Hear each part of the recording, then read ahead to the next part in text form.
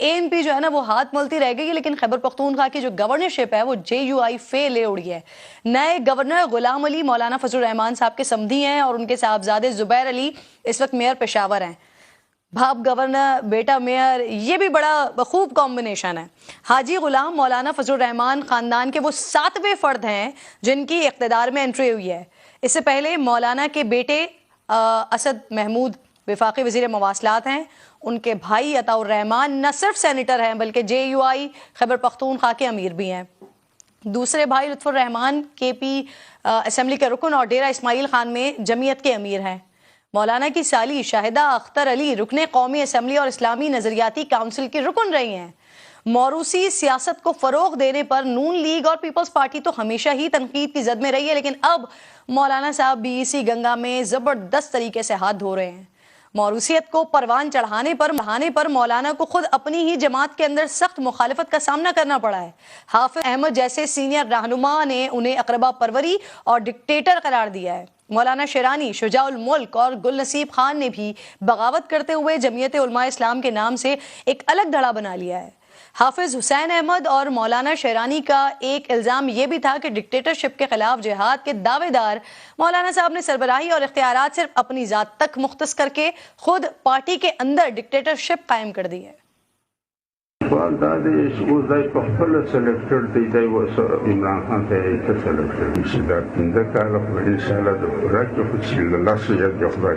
اس بنیاد پہ مولانا فضل الرحمان سے علیحدہ ہو گئے کہ مولانا فضل الرحمان نے موروثی سیاست شروع کی، جمعیت علماء اسلام کی سیاست کو اپنی گھر تک محدود کر دیا ہے۔ فے یا دال یہ نہیں ہے بلکہ یہ جمعیت علماء اسلام ہے، اور اس کے مطابق اگر مولانا فضل الرحمان صاحب خود یا اپنے بھائی کو خیبر پختونخوا کا امیر بنا دے، صدر بنا دے، بیٹے کو بھی بنا دے، بھائی کو بھی بنا دے، طریقے سے نہیں چل سکتی پارٹی۔ جب مولانا فضل الرحمان صاحب امیر بننے لگے تو ساتھیوں نے مولانا شیرانی کا نام پیش کیا۔ 3 دن تک پشاور میں وہ اجلاس مولانا نے روکے رکھا۔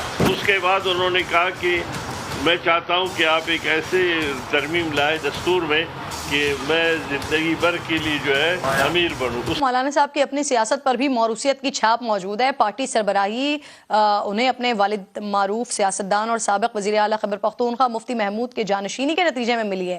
جنرل ضیاء کے مارشل لاء کے چند برس بعد ہی مفتی محمود انتقال کر گئے تو مولانا فضل الرحمان صاحب کی دستار بندی کی گئی اور جمعیت علماء اسلام کی زمان جو ہے وہ ان کے سپرد کر دی گئی۔ لیکن پھر چند ماہ بعد ہی JUI 2 حصوں میں بڑھ گئی اور مولانا سمیع الحق نے JUI سین کے نام سے ایک الگ دھڑا بنا لیا۔ اگرچہ ناظرین بعد میں MMA میں دونوں جماعتیں اکٹھی ہوئیں، لیکن مولانا سمیع الحق اکثر مولانا فضل الرحمان صاحب کے طرز سیاست پر خائف دکھائی دیے، تنقید کرتے رہے۔ ایک انٹرسٹنگ پہلو یہ بھی ہے کہ عمران خان کو یو ٹرن کنگ کہنے والے مولانا فضل الرحمان کی اپنی داستان بھی تضادات سے بھری پڑی ہے۔ بے نظیر بھٹو کے خلاف مذہب کارڈ کھیلنے میں مولانا صاحب سب سے آگے نظر آئے۔ عورت کی حکمرانی کو خلاف شریعت قرار دینے والے مولانا 1993 اور 1988 میں خود ان کی حکومت کا حصہ بن گئے۔ اتنا ہی نہیں، چند سال پہلے عمران خان پر الزام لگانے والی سابق رکن اسمبلی عائشہ گل علیہ کو اسٹیج پر آنے سے بھی روکا گیا تھا اور کہا گیا تھا کہ ان کی جماعت خواتین کے اسٹیج پر آنے کے خلاف ہے۔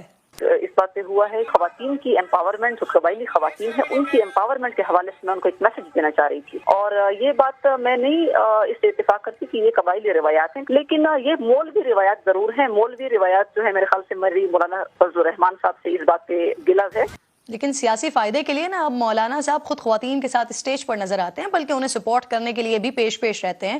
نصرت بھٹو اور محترمہ کے خلاف تحریک چلانے والے مولانا باصفہ اور مریم کی قیادت پر اعتراض کیوں نہیں کرتے؟ جب ان سے یہ سوال ہوا تو obviously لاجواب تو ہونا تھا۔ مولانا صاحب، جو بے نظیر بھٹو صاحبہ کے بارے میں آپ کی رائے تھی وہ مریم بی بی اور آسپا کے بارے میں بھی وہی ہے کہ عورت کی حکمرانی جائز نہیں ہے؟ کوئی جواب دیں گے مولانا صاحب؟